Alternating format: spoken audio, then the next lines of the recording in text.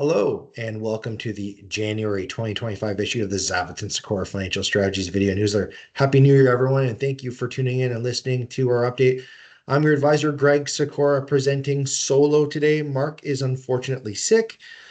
Today, I am quickly going to go over key contribution limits for 2025, while also talking about portfolio performance, market returns, and how the market is interpreting a Trump presidency. So let's get started.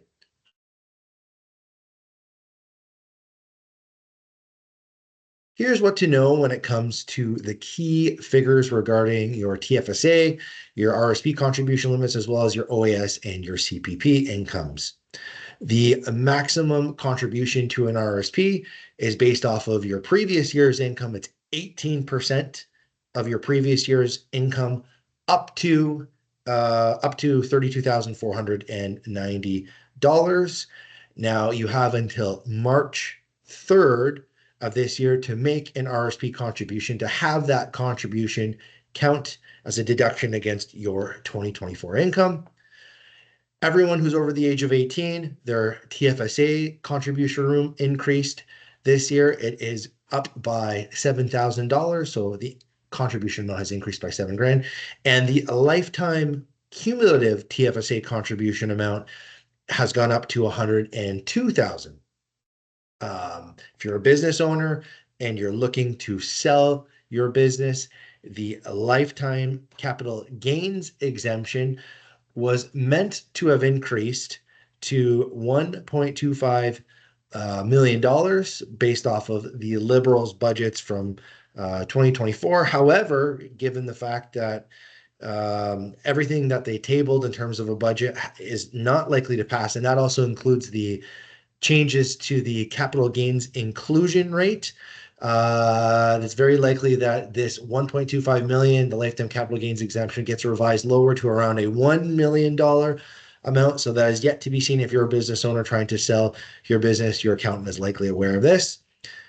For those getting their CPP or looking to take their CPP, as well as old age security, CPP maximum amount at age 65 has increased to $1,433 a month. And the maximum old age security, it's still the same as summer of last year when the last adjustment happened. That is $727.76 a month. That is for old age security before the age of 75. The amount for old age security, the inflation adjustment that happens, that typically happens after taxes. So we're probably going to have another mid-year adjustment. I wouldn't be surprised if that goes up by 1.5 to 2.5%. So if that goes up to around, I don't know, 735, $740, something around there. Old age security clawback amount is still 15%.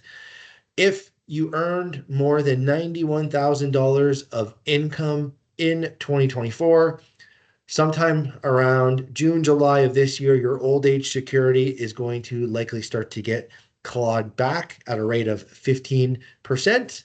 And in 2026, if your income this year is greater than $93,454, that is going to be the old age security clawback threshold amount. So if you're trying to do any sort of income planning with me or for yourself, then you want to keep that threshold this year in mind. The maximum amount you can make this year is around 93 grand.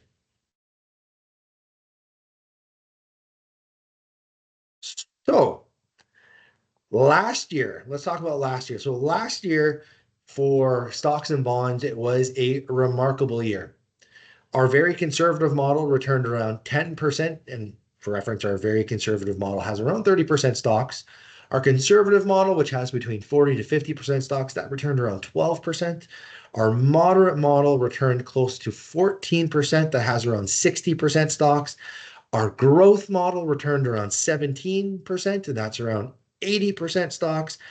And our full equity aggressive growth model, which only a select few clients are in, and myself, that returned around 20% after fees. But after a strong year like we saw in 2024 for all models and all investments, should we be adding risk or even scaling back risk? The answer is no. Here on this slide is the CNN Fear and Greed Index Gauge. It's a measure of how much risk people are taking in the markets, as well as how stocks and bonds are priced relative to their fundamental valuations. It's a really simple gauge, which I like to view from time to time. The great news is that based off of this gauge, we're not overvalued and we're not undervalued. Sometimes after these big run-ups, this gauge tilts into being overvalued. In this case, because the fundamentals are still strong, we're kind of neutral. We're not overvalued, we're not undervalued. So when we're in a period of fear, it tilts to the left. When we're in a period of irrational exuberance, it tilts to the right. Earnings and corporate profitability, specifically those in the US for US stocks, has been amazing over the past year. Corporations, and when they report their earnings, they're always beating expectations, or they are for 80 to 90% of the time.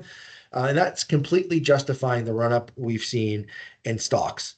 So, how can that be? Well, inflation has a tendency to goose corporate profits. And that means everyone's enjoying a better bottom line. Why is that?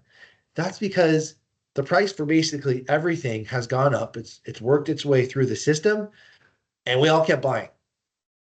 Consumers, they did not really stop buying, and that just means that it doesn't matter what you're doing as a corporation, your bottom line has improved. If we were in some sort of a bubble, this gauge would be tilting to the extreme greed category. But again, I don't think we are, and neither does the CNN gauge as well. So I think if we're thinking about the future and things are properly valued, then it doesn't mean really anything. I think that it means that there's a high probability chance that things continue to perform well and that we have some good performance in the upcoming year. What about this guy, Captain Shit Disturber? I purposely did not put a high quality image in there because I don't think he deserves one. Well, for one, President Trump, he's inheriting one of the best economies of all time. Despite how people felt about Biden and the economy, it was actually a fantastic economy. And it typically takes 1 to 2 years for presidential policies to really have an effect on the economy. Mind you, this time around, it could be different because in the first week or two of his presidency, he's been signing a plethora of executive orders. He also wants to deregulate literally everything at the long-term expense of perhaps safety and the environment. So I think regardless of how we feel about him and those he's nominating for his cabinet to basically run the different departments, corporations are expected to do well this year, and that means hopefully good returns for your portfolio. And as a reminder, in general, our model consists of about 50% US securities, regardless of if you're in the very conservative model, growth model, equities model, you're around 50% US exposure. And what about us Canadians? Well, we are close to around a 7% unemployment rate.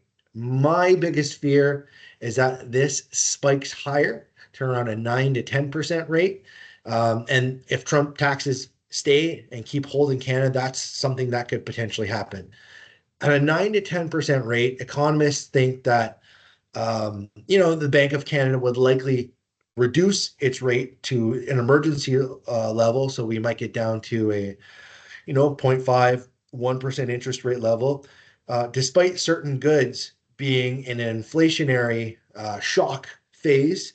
I also think this would lead to a further slowdown in things like real estate, which currently represents about 15% of our GDP, in addition to the other sectors that would get absolutely devastated by tariffs. But as of right now, that's not what the market is seeing or anticipating. Otherwise, I think it would be reflected in the Toronto Stock Exchange. Most economists believe these tariffs will be short-lived, and his right-wing base is going to be placated as soon as the borders are deemed safe and they're satisfied with that.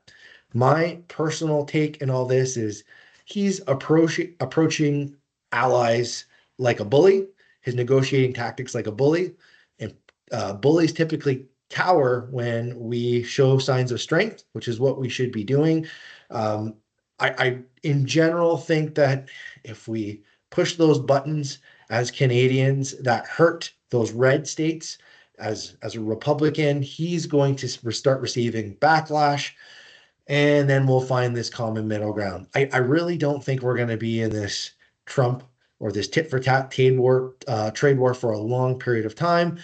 I don't think his base is going to have the stomach for it, and he's just approaching this like a bully. But we have yet to see. Who knows? But that's the way the market is interpreting it. So, as I mentioned on the first slide, this is now a good time to be making contributions. So this is a contribution reminder. If you wish to contribute to your TFSA or your RSP or add money to your accounts, please reach out to me or a member of the team so we can discuss that with you. Thanks. And with that, thank you so much for listening to our update. I hope you have a great month of February, and we look forward to presenting our next update for you. Take care.